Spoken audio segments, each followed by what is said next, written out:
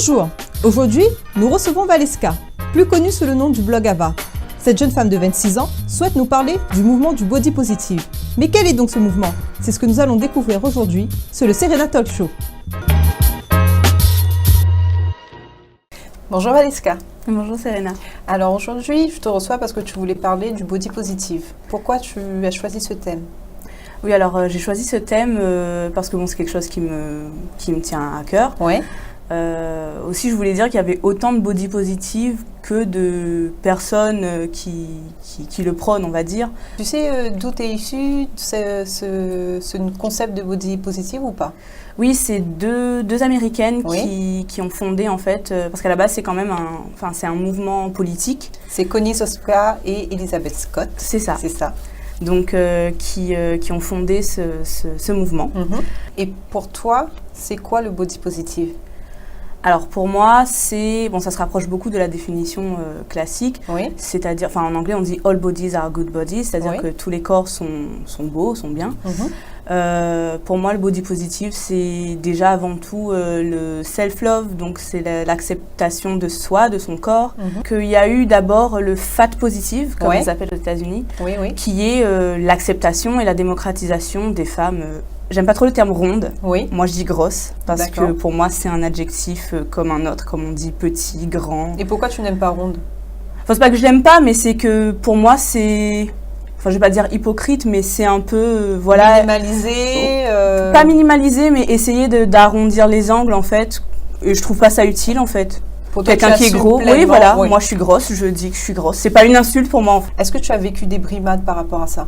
Ah oui, bien sûr. Avant que je m'intéresse à ce mouvement, je suis passée forcément par le moment où je me sentais pas bien, j'aimais pas mon corps, etc. Mais quel a été ce déclic chez toi qui t'a permis en fait d'accepter? Je me suis dit, mais en fait, il n'y a que toi qui puisse t'aimer. Je veux dire, les autres, ils peuvent t'apporter de l'amour, mais si toi, tu t'aimes pas toi-même, tu pourras pas, ça va te bloquer dans plusieurs situations. Mais on voit de plus en plus de femmes comme Ashley Graham, qui est une top modèle XXL, comme on dit. Oui. Enfin, tu dis top modèle XXL, il y en a qui disent mannequin plus size. Moi, je dis mannequin tout court. Oui. Ça commence là. Enfin, tu vois, pourquoi différencier une mannequin grosse d'une autre mannequin? Enfin, les mannequins, c'est tout. C'est ça, d'accord. Et oui, déjà, j'aime beaucoup Ashley Graham. Ce que beaucoup de personnes lui reprochent, c'est que au départ, c'était une vraie grosse. Parce qu'il y a quand même des critères.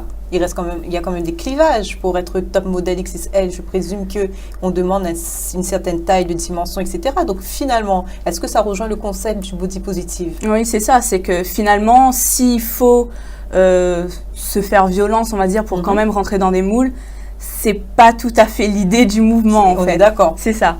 Surtout que maintenant, le body positive, ça évolue. Et c'est pas seulement, comme on disait, pour les grosses, les rondes. C'est ça, voilà. C'est ça. C'est vraiment tous les corps. C'est-à-dire que après, il y a des petites niches, il y a des sous-catégories, on va dire, dans le mouvement même.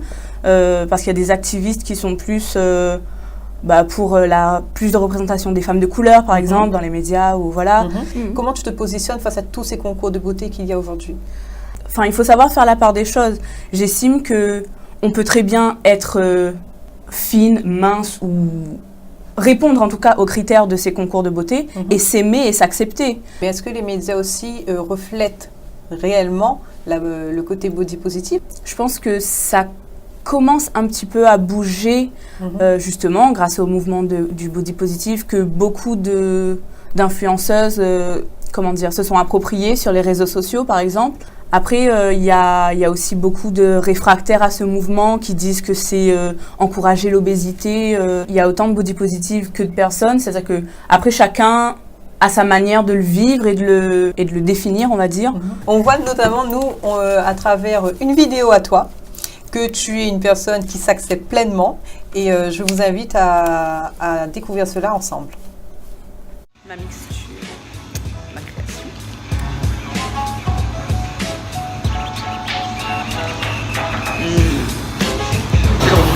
L'association rose litchi, c'est excellent. Et en plus, comme il y a des pétales de rose, c'est super bon.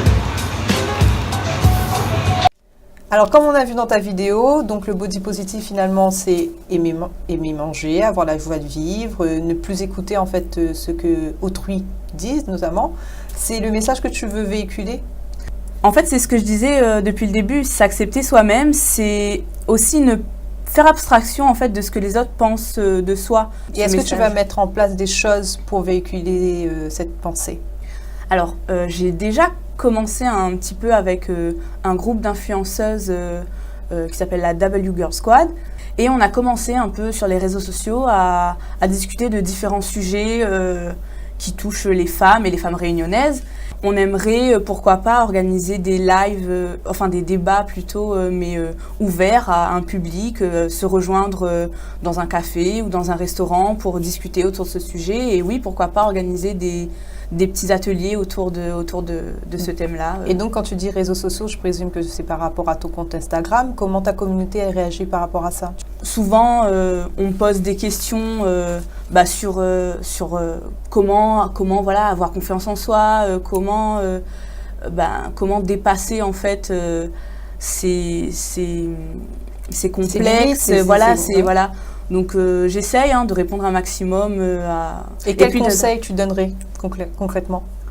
Ça serait d'abord d'arrêter d'écouter les autres en fait, parce que on est né seul, on meurt seul, on est tout seul avec son corps, donc faut commencer à tout bêtement se regarder dans le miroir, apprendre à connaître son corps, l'aimer, l'accepter, et puis ensuite délivrer le message d'amour à tous les autres et essayer d'aider les autres à aimer leur corps eux aussi. Je te remercie beaucoup Valeska. Merci. On peut te retrouver donc sur ton compte Instagram, sur ton compte YouTube et sur ta page Facebook. Je te remercie donc d'être venue. Et c'était le Serena Talk Show. Je vous dis à la prochaine.